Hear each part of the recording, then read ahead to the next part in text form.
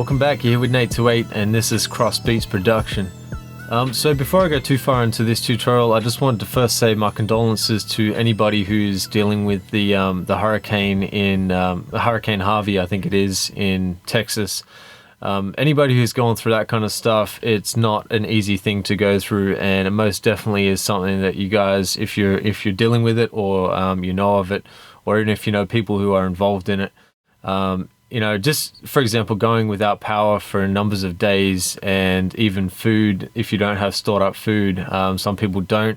Some people aren't lucky enough to do that sort of stuff. I work in insurance as my other job outside of this production side of things and mixing and all that sort of stuff. But I see a lot of stuff because I live in Australia as well. We have that sort of thing happen in Queensland, more than we probably would like as well.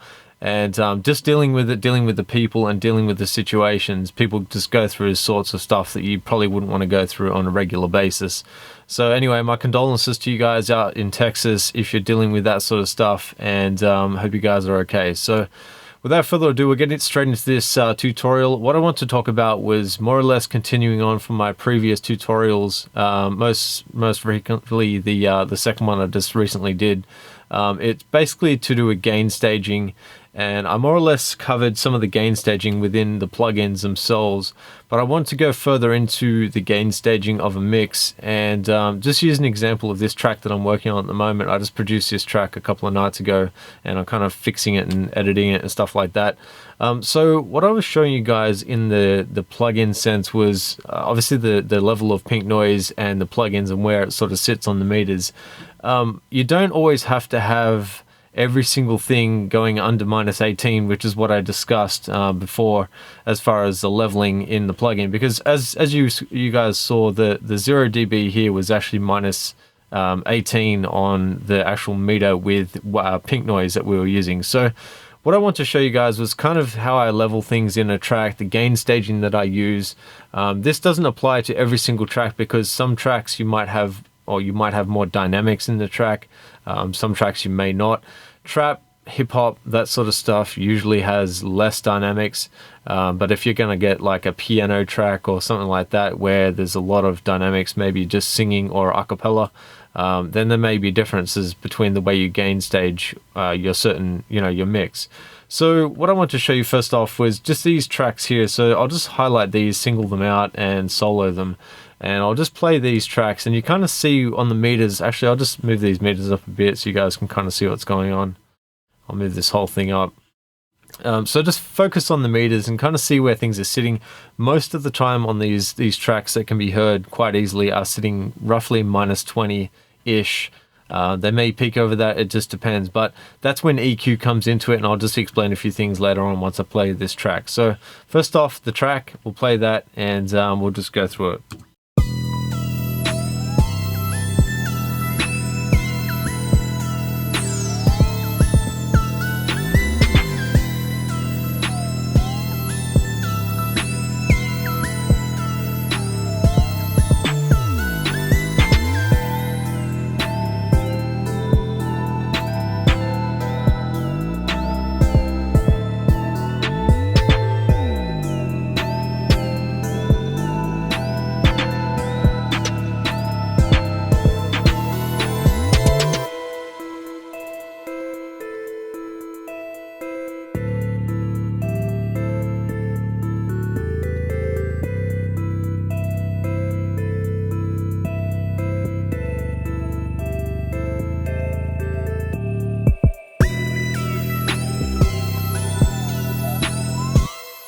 Okay, so I'll just leave it with that part. You guys heard from pretty much the first chorus into the verse and then the next part of the track.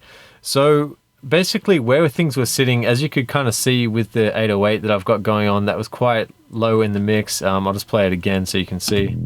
So roughly about maybe 15-ish on average. It does peak up to about -12, and I use compression to kind of tame it with the peaks. I've actually got a lot of compression, so 16:1 with a -15 threshold. So that's kind of leveling it out at about -15. and it's got a really hard knee, so it's almost like a limiter, basically is.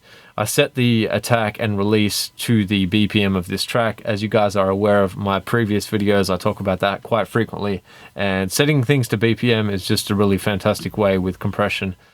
So obviously that's happening with the compressor. I've got look ahead function on there and adaptive release.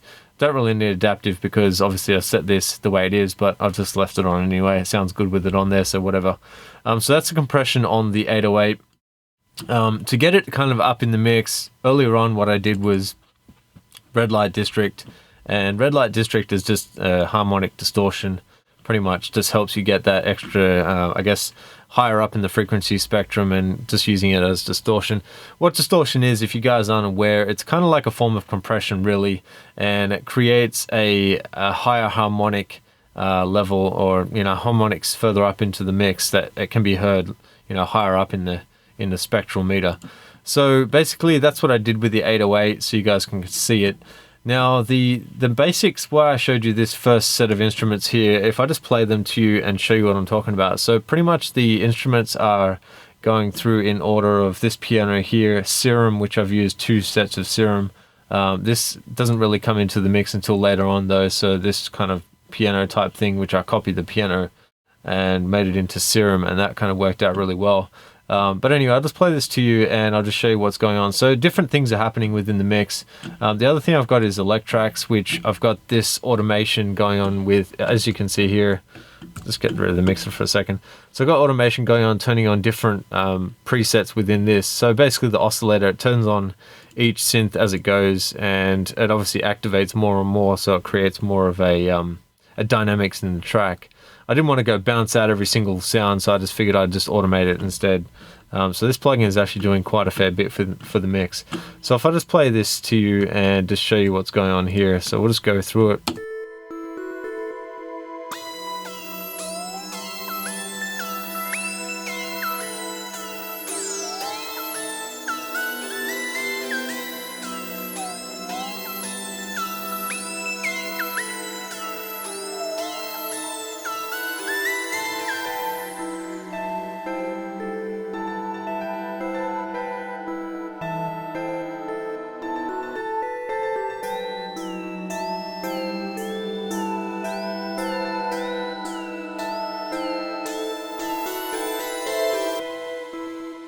So as you kind of could see, these synths were turning on and off and stuff like that.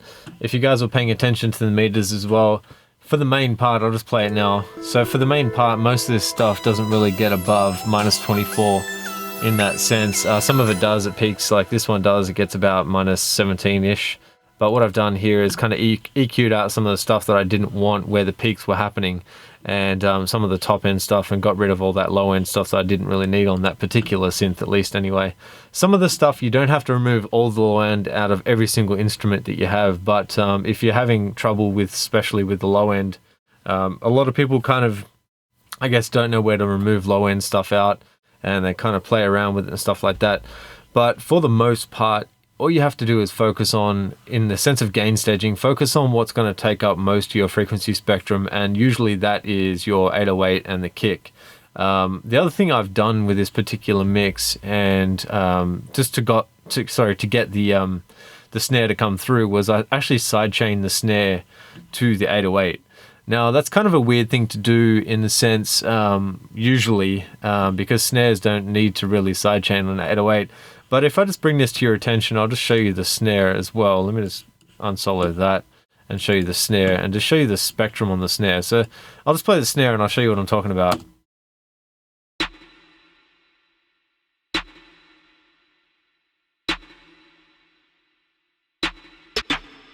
Now you guys can kind of see how much of that snare is kind of hugging all of the frequency spectrum. I mean, there's a lot of stuff going on with that snare. So if I was to say, unsidechain it, it definitely, with the 808 at least, it definitely helps clear, the snare and the 808 at the same time. So just listen to it without it, with the 808, and then with it.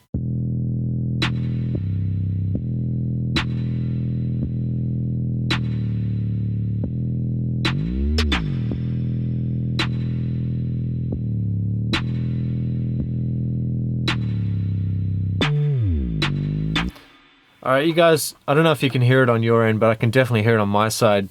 When I got rid of that extra, I should say when I sidechained that 808 with the snare was actually able to push the 808 just a little bit out of the way where some of that low end frequency was on the snare.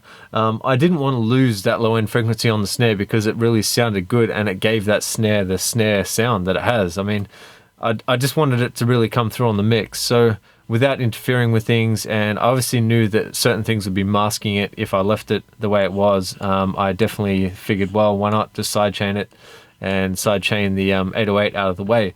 So that's pretty much some little tips, tricks on this mix. I wanted to show you guys, I guess, a behind the mix. I will show you guys how I created this mix as well if you're interested in seeing the beat. In that sense, I'll show you the behind the beat as well.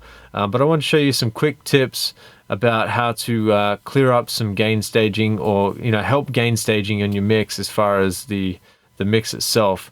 And hopefully some of this stuff was helpful. If it was, remember to like and also remember to subscribe to the channel, because I do like to do videos like this quite frequently, and I always like to help you guys out, and I hope you guys can support this channel as well. So without further ado, catch you guys in the next one. Peace out.